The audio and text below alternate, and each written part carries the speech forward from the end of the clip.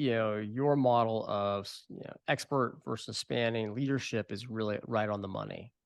For me, when I think about why I was able to move up into a talent role, I had done every area of talent, whether it was change management as a consultant or organizational design, org development, talent management. But then I had to make this shift into being an HR business partner. And now I had compensation, benefits, employer relations, managing executives, talent acquisition. And so I had to span pretty quickly. But the reality was the depth of having the depth, at least in talent, made me feel like I was able to do that.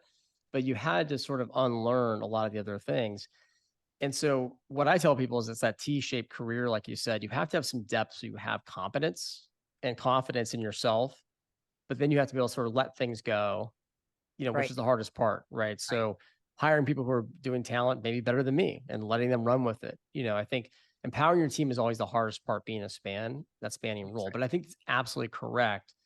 Um, and so I totally think your model's right. But the differentiation piece for me, when I just think about pushing yourself out of the comfort zone, it was always a little bit of the motivation, like I have to figure out how to differentiate myself more, Mhm. and maybe that's a different conversation, different podcast of like my childhood upbringing that I never feel like I've done enough or accomplished Yeah. enough. And so it's like, well, how do I keep digging and doing more? Right. But for me, that was part of that factor of kind of peeling Right. back the onion.